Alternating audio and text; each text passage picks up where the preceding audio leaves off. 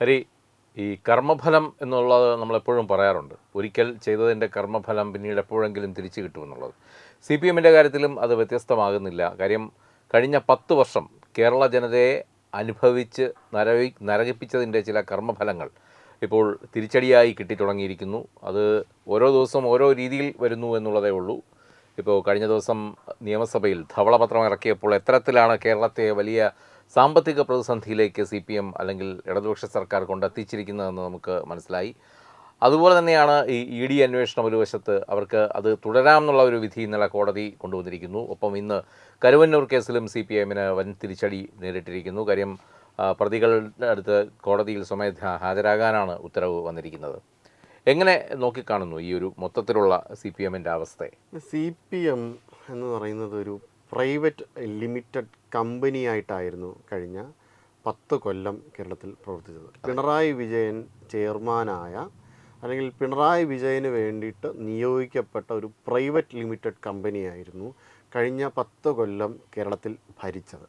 അതിനു വേണ്ടിയിട്ട് പിണറായി വിജയന് പരമാവധി ലാഭമുണ്ടാക്കുവാൻ വിധിക്കപ്പെട്ടവരായിരുന്നു സഖാക്കന്മാർ. അതിനുവേണ്ടി അത് ക്യാപ്സ്യൂളുകൾ നിർമ്മിച്ചു. അതിനു വേണ്ടിയിട്ട് മാത്രം ചില ഇൻസ്റ്റിറ്റ്യൂഷൻസിനെ അവർ നിർമ്മിച്ചു. ഇപ്പോൾ കിഫ്ബിയൊക്കെ അത്തരത്തിലാണ്. ഇപ്പോൾ കിഫ്ബിയുടെയൊക്കെ ഒരു ബാക്ക്ഗ്രൗണ്ട് നമ്മൾ പരിശോധിച്ച് കഴിഞ്ഞ് കഴിഞ്ഞാൽ കടം, ബഡ്ജറ്റിന് പുറത്തെ കടം എങ്ങനെ നമുക്ക് കൂടുതൽ പൈസ ഉണ്ടാക്കാം, അതിന് വേണ്ടിയിട്ട് ബഡ്ജറ്റിന് പുറത്തുനിന്ന് കടം എടുക്കണം. ഒരു സംസ്ഥാനത്തിൻ്റെ ബഡ്ജറ്റിനകത്തുനിന്ന് കടം എടുക്കുന്നതിന് ഒരു ലിമിറ്റേഷനുണ്ട്. 3% പരമാവധി എടുക്കാൻ പറ്റുള്ളൂ. അപ്പോൾ അതിന് പുറത്തേക്ക് കടത്തിൻ്റെ ലിമിറ്റ് വർദ്ധിപ്പിക്കണമെങ്കിൽ അതിന് മറ്റെന്തെങ്കിലും ഒരു ആൾട്ടർനേറ്റീവായ മെക്കാനിസം വേണം. അതിന് വേണ്ടിയിട്ടാണ് KIIFB, Kerala investment fund board, fund board രൂപീകരിക്കുന്നത്. അതിന് വേണ്ടിയിട്ട് CPM ചെയ്തത് ഒരുപാട് കാര്യങ്ങളുണ്ട്. ഇനി നമുക്ക് പൊതുമരാമത്ത് വകുപ്പുണ്ട്. ഈ പൊതുമരാമത്ത് വകുപ്പ് ഉള്ളപ്പോൾ എന്തിനാണ് കിഫ്ബിയുടെ ആവശ്യം? ഒരു ആവശ്യമില്ല. അപ്പോൾ കിഫ്ബി എന്തിനായിരുന്നു? ഇൻവെസ്റ്റ്മെൻറ്റ് കളക്ട് ചെയ്യുക. ഇൻവെസ്റ്റ്മെൻറ്റ് കളക്ട് ചെയ്തതിന് ശേഷം അത് ഉപയോഗിച്ചുകൊണ്ട് മറ്റ് പരിപാടികൾ ചെയ്യുക. 2 തരത്തിലുള്ള ഒരു രണ്ട് തരത്തിലുള്ള ഇൻഫ്രാസ്ട്രക്ചറാണുള്ളത്. ഒന്ന് സോഷ്യൽ ഇൻഫ്രാസ്ട്രക്ചറും മറ്റൊന്ന് ഫിസിക്കൽ ഇൻഫ്രാസ്ട്രക്ചറും. ഈ രണ്ടിൻ്റെ കാര്യത്തിലും വലിയ പരാജയമാണ്. കാരണം ഇതിലേറ്റവും പ്രധാനമായിട്ടും സംഭവിച്ച ഒരു കാര്യമെന്ന് പറഞ്ഞാൽ കഴിഞ്ഞ 10 വർഷത്തിൻ്റെ കണക്കെടുത്ത് നോക്കുമ്പോൾ ഇന്ത്യയിൽ തന്നെ ഏറ്റവും ചെറിയ മൂലധന നിക്ഷേപം നടന്നു എന്നതാണ്. കടം വാങ്ങിയത് അപ്പോൾ എന്തിനായിരിക്കാം? കടം വാങ്ങിയത് സാലറി കൊടുക്കാനും മറ്റ് രീതിയിൽ ഇതിനെ ഡൈവേർട്ട് ചെയ്ത് ഉപയോഗിക്കാൻ വേണ്ടിയിട്ടായിരുന്നു കടം വാങ്ങിയത്. അപ്പോൾ കടം വാങ്ങിയതിന് ശേഷം മൂലധന നിക്ഷേപം നടന്നില്ല എങ്കിൽ ആ സ്റ്റേറ്റിൽ ഒരു അസറ്റ്, സ്വത്തുക്കൾ ഉണ്ടാക്കി വച്ചിട്ടില്ല എന്നാണ്. അപ്പോൾ ഭാവിയിൽ ആ സ്റ്റേറ്റിനെ ദുരന്തത്തിലേക്ക് മാറ്റുക. കിഫ്ബിയെ സംബന്ധിച്ചിടത്തോളം കിഫ്ബിയിൽ അവർ ഉണ്ടാക്കി വയ്ക്കുന്ന ഒരു പ്രധാനപ്പെട്ട ഒരു കാര്യം, ഈ കിഫ്ബി ഉപയോഗിച്ചുകൊണ്ട് ചെയ്യുന്ന ഒരു കാര്യം, ഈ ഇൻവെസ്റ്റ്മെൻറ്റ് കളക്ട് ചെയ്യുക. ഇൻവെസ്റ്റ്മെൻറ്റ് കളക്ട് ചെയ്യുന്ന ആരുടെ ലയബിലിറ്റിയാണ്? സ്റ്റേറ്റിൻ്റെ ലയബിലിറ്റി.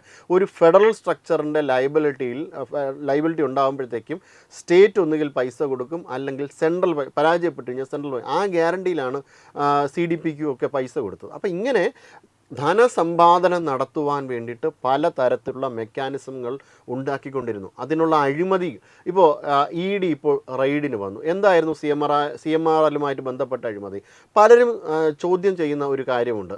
ആദ്യം കോടിയേരി ബാലകൃഷ്ണൻ്റെ മകനായ ബിനീഷ് കോടിയേരിയുടെ പ്രശ്നമുണ്ടായപ്പോൾ ഇതിലല്ലല്ലോ ഇടപെടൽ ഉണ്ടായത്. അങ്ങനെ ഇടപെടേണ്ട കാര്യം ഉണ്ടായിരുന്നുള്ളൂ. കാരണം ബിനീഷ് കോടിയേരിയുടെ വിഷയം ബിനീഷ് കോടിയേരി മാത്രമായിരുന്നു. അതായത് മയക്കുമരുന്നും മറ്റു കാര്യങ്ങളും തട്ടിക്കുന്നുണ്ടെങ്കിൽ അത് ബിനീഷ് കോടിയേരി മാത്രമായിരുന്നു. പക്ഷേ ഇവിടെ അങ്ങനെയല്ല. പിണറായി വിജയൻ്റെ നേതൃത്വത്തിലാണ്, പിണറായി വിജയൻ്റെ ബിനാമിയായിട്ടാണ് വീണ തൈക്കണ്ടി വിഷയത്തിൽ ഇടപെട്ടത്. അപ്പോൾ പിണറായി വിജയനാണ് കാശ് സമ്പാദിക്കുന്നത്, പിണറായി വിജയൻ്റെ കുടുംബത്തിന് വേണ്ടിയിട്ടാണ്. അപ്പോൾ ഈ രീതിയിൽ ഓരോ കാര്യങ്ങൾ, ഇപ്പോൾ ശബരിമല സ്വർണ്ണക്കൊള്ള കാരണഭൂതൻ, എല്ലാവരും ബഹുമാനിക്കുന്ന ഒരു വ്യക്തിത്വം, ഒരു അദൃശ്യകരം ഇതിൻ്റെ പിന്നിലുണ്ട് എന്ന് സംശയിക്കപ്പെട്ടിരുന്നു. അത് ആദ്യം ഏറ്റവും അവസാനം കൊണ്ടുവന്ന് തന്ത്രിയുടെ പേരിൽ കൊണ്ടുവന്ന് വെച്ചു. പക്ഷേ തന്ത്രിയല്ല എന്ന് എല്ലാവർക്കും തന്നെ മനസ്സിലായി. അപ്പോൾ അതാരാണ്?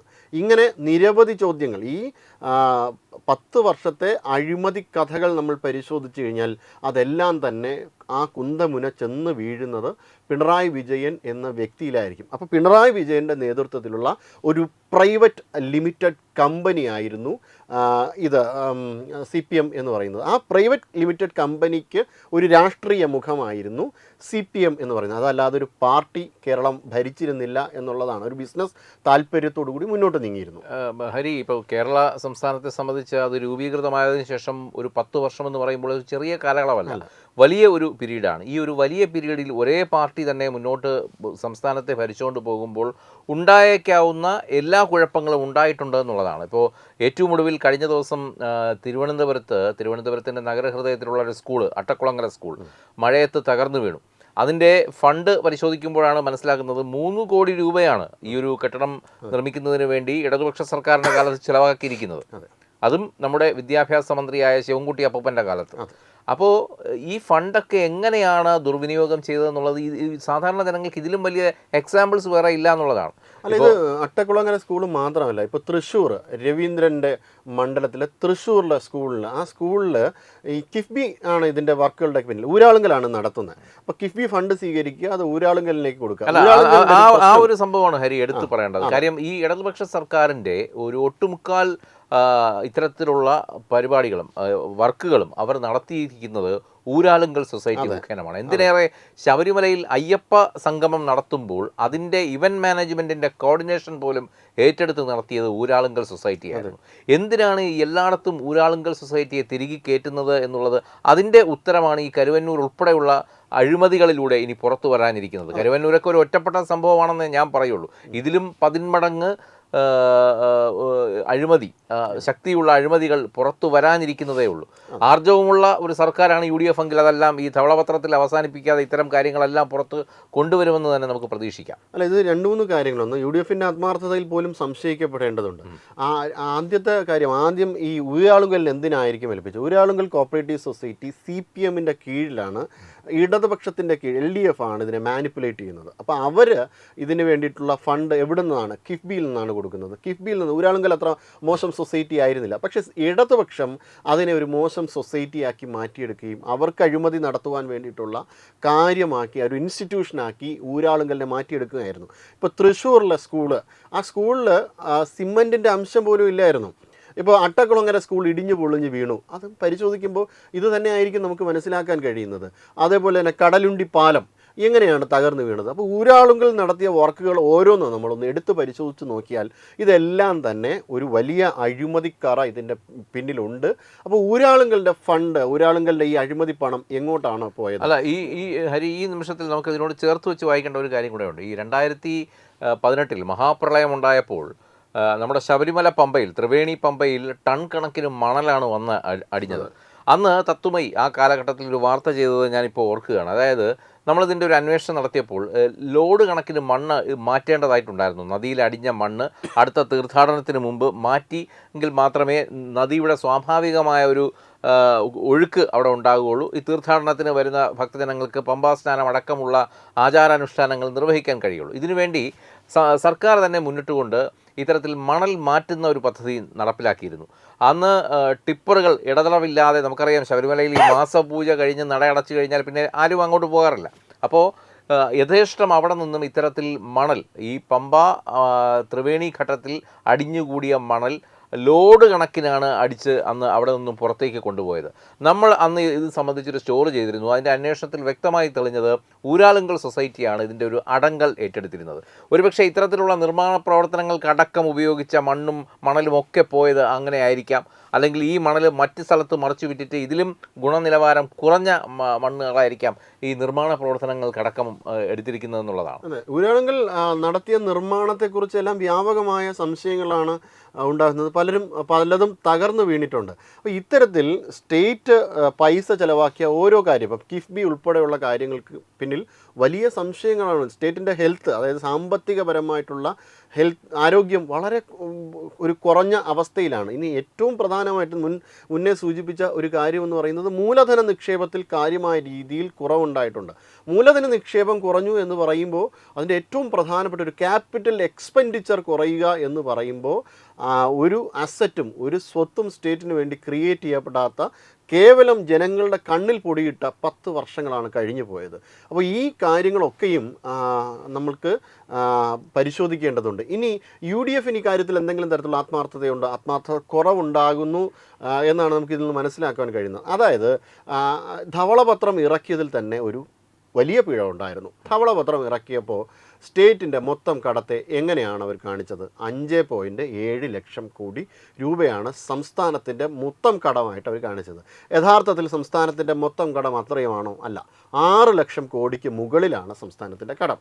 എന്തുകൊണ്ടായിരിക്കാം 5.7 ലക്ഷം കോടിയിൽ ആ കടം ഒതുക്കി നിർത്തപ്പെട്ടത്? അത് കിഫ്ബിയുടെ കടത്തെ കടമായിട്ടും സംസ്ഥാന സർക്കാരിൻ്റെ കടമായിട്ട് കൂട്ടാത്തത് കൊണ്ടാണ്. ഇത് CNAG വളരെ കൃത്യമായിട്ട് ചൂണ്ടിക്കാണിച്ച കാര്യമാണ്. കേന്ദ്രം ഇത് ആദ്യം തന്നെ അംഗീകരിച്ചിട്ടില്ലായിരുന്നു. 2025 റിപ്പോർട്ട് പ്രകാരം നമ്മുടെ കടം 2026 6 ലക്ഷം കോടിക്ക് മുകളിലേക്ക് എത്തും എന്ന് അവർ തന്നെ സൂചിപ്പിച്ചു. അതായത് ഇനി പിറക്കാനിരിക്കുന്ന കുട്ടികൾക്ക് പോലും അവരുടെ തലയണ്ണി പോലും നമുക്ക് കടം പറയേണ്ടി വരും എന്നർത്ഥം. തീർച്ചയായും ആ രീതിയിൽ സംസ്ഥാനത്തെ മൊത്തം ഗ്യാരണ്ടി ലയബിലിറ്റിയിലാക്കി ഇടതുപക്ഷവും അതിൻ്റെ മുകൾ തട്ടിലുണ്ടായിരുന്ന പിണറായി വിജയനും ധനസമ്പാദനം നടത്തുവാനുണ്ടായ ഒരു മെഷീനറി, ഒരു കാമധേനു എന്നോ അല്ലെങ്കിൽ കറവ പശു എന്നോ നമുക്ക് കാണാൻ പറ്റുന്ന തരത്തിലായിരുന്നു കേരളത്തിൻ്റെ സംസ്ഥാനത്തെ കഴിഞ്ഞ 10 വർഷം ഉപയോഗിച്ചത്. ഇനി UDF ഇതുമായി ബന്ധപ്പെട്ട കാര്യങ്ങൾ അന്വേഷണങ്ങളും വല്ലതും ആത്മാർത്ഥമായിട്ട് ചെയ്യണമെങ്കിൽ അതിനും ഒരുപാട് കടമ്പകളുണ്ട്. കഴിഞ്ഞ കാലഘട്ടത്തിൻ്റെ ചരിത്രം പരിശോധിച്ച് കഴിഞ്ഞ് കഴിഞ്ഞാൽ ഒരു കാലിലെ മന്ത് അടുത്ത കാലിൽ മാറുന്ന സമയത്ത് ഒരു ധവളപത്രം ഇറക്കാറുണ്ട്. ആ ധവളപത്ര പ്രകാരമല്ല കാര്യങ്ങളൊക്കെ നടക്കുന്നത്. 2016 ഇടതുപക്ഷം ധവളപത്രം ഇറക്കിയിരുന്നു. അന്ന് പറഞ്ഞത് എന്തായിരുന്നു? അന്ന് പറഞ്ഞത് KSRTC വലിയ നഷ്ടത്തിലാണ്, 5 വർഷം കൂടെ UDF ഭരിച്ചാൽ കേരളത്തിൻ്റെ സംസ്ഥാനം മൊത്തം തകർന്ന് തരിപ്പണമാകും. പക്ഷേ അടുത്ത 10 വർഷം ഇടതുപക്ഷം ഭരിച്ചു. അവസ്ഥ എന്തായി? അതിന് ബോസായി മാറി. മൊത്തത്തിൽ കേരളത്തിൻ്റെ എല്ലാ ഇൻസ്റ്റിറ്റ്യൂഷനെയും തകർക്കുകയായിരുന്നു ചെയ്തിരുന്നത്. ഇതാണ് ഇനി അടുത്ത് സംഭവിക്കാൻ പോകുന്ന കാര്യം. അങ്ങനെ അല്ലെങ്കിൽ അത് അല്ല എന്ന് പ്രൂവ് ചെയ്യേണ്ടിയിട്ടുണ്ട്. അത് മറ്റൊരു തരത്തിൽ തെളിയിക്കേണ്ടതുണ്ട്. പക്ഷേ ഇപ്പോൾ ആദ്യത്തെ ഈ പിഴവിലൂടെ തന്നെ വലതുപക്ഷത്തിനും UDFനും അത്രയും വലിയ ആത്മാർത്ഥതയൊന്നും ഇല്ല. വെറുതെ ഒന്ന് ജനങ്ങളുടെ കണ്ണിൽ പൊടിയിടാൻ വേണ്ടിയിട്ടൊരു ധവളപത്രം ഇറക്കി എന്നതൊഴിച്ചാൽ മറ്റൊരു രീതിയിലും വലിയ ആത്മാർത്ഥതയൊന്നും UDFൻ്റെ ഭാഗത്തും നമുക്ക് കാണാൻ കഴിയില്ല. അല്ല, ഈ പൊതുഭരണം ഒഴിച്ചു നിർത്തി മറ്റോരോ വകുപ്പുകളായി നമ്മൾ എടുത്തു നോക്കുകയാണെങ്കിൽ, ഇപ്പോൾ റവന്യൂ ഡിപ്പാർട്ട്മെൻറ്റ്, അല്ലെങ്കിൽ വനം വകുപ്പ്, വിദ്യാഭ്യാസ വകുപ്പ്, ദേവസ്വം, ഈ ഓരോ വകുപ്പിലും കോടികളുടെ അഴിമതിയാണ് കഴിഞ്ഞ 10 വർഷം കേരളത്തിൽ നടന്നതെന്ന് ഒരുപക്ഷെ അത് ജനങ്ങൾക്ക് ബോധ്യമുണ്ട് ഇപ്പോൾ. കാര്യം അവർ ജീവിക്കുന്നത് സമൂഹ മാധ്യമങ്ങളുടെ കാലത്താണ്. വാർത്തകൾ വിരൽ തുമ്പിലേക്ക് എത്തുന്ന എഡിറ്റർ ഇല്ലാത്ത മാധ്യമങ്ങളുടെ കാലത്താണ് പൊതുജനങ്ങളും താമസിക്കുന്നത് അല്ലെങ്കിൽ ജീവിക്കുന്നത്. അതുകൊണ്ട് തന്നെ അവർക്കും കുറേ കാര്യങ്ങൾ സ്വയം ബോധ്യപ്പെടേണ്ടതായിട്ടുണ്ട്. മാത്രമല്ല പല കാര്യങ്ങൾക്കും ഇപ്പോൾ വിവരാവകാശ രേഖകൾ ലഭിക്കുന്നുണ്ട്. അപ്പോൾ ജനങ്ങൾക്കും കൃത്യമായി മനസ്സിലാക്കാൻ പറ്റും എന്തൊക്കെ രീതിയിലുള്ള അട്ടിമറി ശ്രമങ്ങളാണ്. അല്ലെങ്കിൽ ഈ സഖാക്കന്മാർ ഇപ്പോഴും പഴയ 60കളിൽ നിൽക്കുന്നേ ഉള്ളൂ. കാര്യം അവർക്കിപ്പോഴും ആ ഒരു മനോഭാവമാണ്. പക്ഷേ ലോകം മാറുന്നത് അവരറിയുന്നില്ല എന്നുള്ളതാണ്. അതുകൊണ്ടാണ് കണ്ണടച്ച് ഇരുട്ടാക്കി പാൽ കുടിക്കുന്ന സമീപനം ഇപ്പോഴും അവർ തുടരുന്നത്. അല്ല, അത് ഇപ്പോൾ അവർ തോറ്റു എന്ന് പോലും അവരാരും തന്നെ അംഗീകരിച്ചിട്ടില്ല. ഇപ്പോൾ വസ്തുനിഷ്ഠ, ആത്മനിഷ്ഠം എന്നൊക്കെ പറഞ്ഞാണ് അതിനെ വ്യാഖ്യാനിക്കാൻ ശ്രമിക്കുന്നത്. വസ്തുനിഷ്ഠത്തെ ആത്മനിഷ്ഠമായി കാണാൻ പറ്റില്ല. വസ്തുനിഷ്ഠതയുടെ മൂർഖതയെക്കുറിച്ച് കുറച്ച് മുമ്പ് ഞാൻ റീല് കണ്ടേ ഉള്ളൂ. കാര്യം ജയരാജൻ്റെ അടുത്ത് നമ്മളെ ഈ എന്ത് ചോദിച്ചാലും തമാശകൾ പൊട്ടിക്കുന്ന ജയരാജനുണ്ടല്ലോ, മാധ്യമങ്ങൾക്ക് മുമ്പിൽ ട്രോളുകൾ നിരത്തുന്ന ജയരാജൻ്റെ അടുത്ത് ഒരു ഇൻ്റർവ്യൂവർ ചോദിക്കുന്നുണ്ട്, എന്തുകൊണ്ടാണ് LDFന് ഇത്രയും കനത്ത ഒരു പരാജയം ഏറ്റുവാങ്ങേണ്ടി വന്നത്? അതിന് മറുപടിയായി അദ്ദേഹം പറയുന്നത് UDFന് ഇക്കുറി കുറച്ച് കൂടുതൽ വോട്ടുകൾ കിട്ടി, അതുകൊണ്ടാണ് LDF. അത് ഇനി അദ്ദേഹം പറഞ്ഞിട്ട് വേണോ കേരളത്തിലെ ജനങ്ങൾ മനസ്സിലാക്കാനെന്നുള്ളതാണ്. അല്ല, അത് ജയരാജൻ നിഷ്കളങ്കനായ മനുഷ്യനായതുകൊണ്ടാണ് ജയരാജൻ അങ്ങനെ പറഞ്ഞത്. അല്ലെങ്കിൽ രാജീവിനോടാണ് ചോദിച്ചിരുന്നെങ്കിൽ രാജീവ് നേരത്തെ പറഞ്ഞു. രാജീവൻ പരാജയം സമ്മതിച്ചിട്ടില്ല.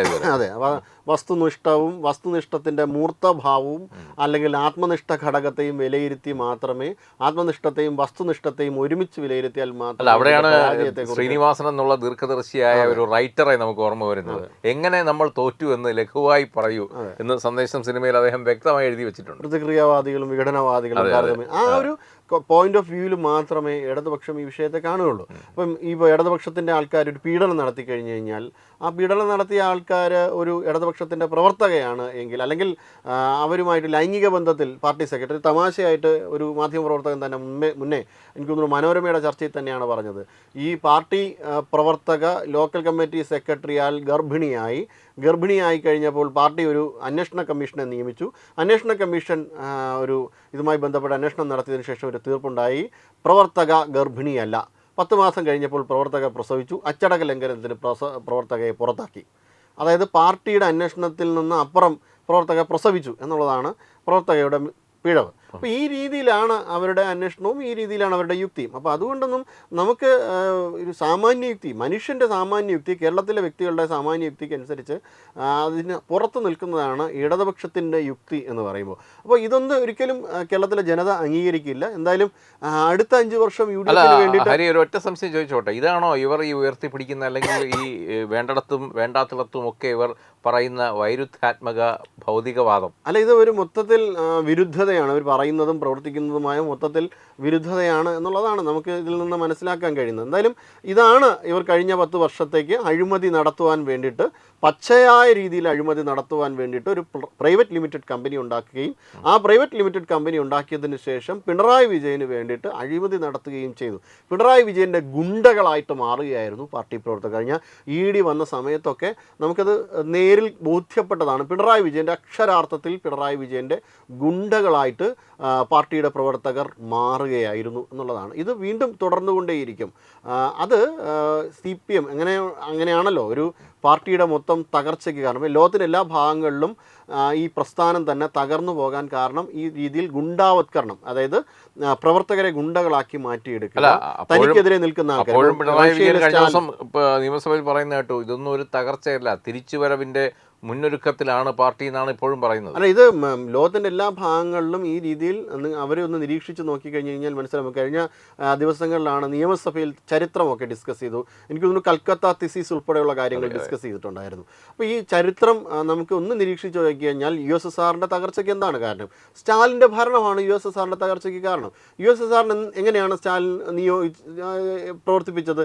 സ്റ്റാലിൻ്റെ വിജയത്തിന് വേണ്ടിയിട്ട്, അല്ലെങ്കിൽ സ്റ്റാലിന് പണം സമ്പാദിക്കാൻ വേണ്ടിയിട്ട് USSRനെ ഉപയോഗിക്കുകയായിരുന്നു ചെയ്തത്. ഇവിടെ എന്താണ് കേരളത്തിൻ്റെ സംസ്ഥാനത്ത് സംഭവിച്ചത്? അതിൻ്റെ ഒരു മൈക്രോ ലെവൽ മാനേജ്മെന്റ് ആണ് ഇവിടെ കേരളത്തിൽ പിണറായി വേർഷൻ. അതെ, ഈ രീതിയിലാണ് ഇടതുപക്ഷം കഴിഞ്ഞ 10 വർഷവും സമീപിച്ചത്. അതുകൊണ്ട് ഒരു കാരണവശാലും ഇങ്ങനെ ഇടതുപക്ഷം സംസ്ഥാനത്തെ സമീപിച്ച ഒരു കാലം ഉണ്ടായില്ല. എന്തെങ്കിലുമൊക്കെ നന്മകൾ അവരുടെ ഭാഗത്ത് ഉണ്ടായിരുന്ന കാലമായിരുന്നു കഴിഞ്ഞ കുറച്ച്. ഇപ്പം അച്യുതാനന്ദൻ്റെ സമയം അല്ലെങ്കിൽ നയനാരുടെ സമയമൊക്കെ എടുത്തു കഴിഞ്ഞാൽ വലിയ കുഴപ്പമില്ലാത്ത രീതിയിൽ ഭരിച്ചു പോയ കാലഘട്ടങ്ങളായിരുന്നു അത്. വലിയ പ്രശ്നങ്ങൾ ഉണ്ടായിരുന്നില്ലെന്നല്ല, പ്രശ്നങ്ങൾ ധാരാളം ഉണ്ടായിരുന്നു. പക്ഷേ ജനങ്ങളെ കൂടുതൽ ബുദ്ധിമുട്ടിലാക്കുന്ന, ജനങ്ങളെ പൂർണ്ണമായും ജനദ്രോഹപരമായ സമീപനങ്ങളിൽ കുറവുണ്ടായിരുന്നു. അത് വ്യക്തി കേന്ദ്രീകൃതമായ സമ്പാദനത്തിന് വേണ്ടിയിട്ടോ അല്ലെങ്കിൽ പാർട്ടിക്ക് വേണ്ടി അമിതമായി ധനസമ്പാദനത്തിന് വേണ്ടിയിട്ട് സ്റ്റേറ്റിനെ ഉപയോഗിക്കുന്നത് അത്രത്തോളം ശക്തമായ രീതിയിലില്ലായിരുന്നു. പക്ഷേ കഴിഞ്ഞ 10 വർഷം അങ്ങനെയല്ല സംഭവിച്ചത്.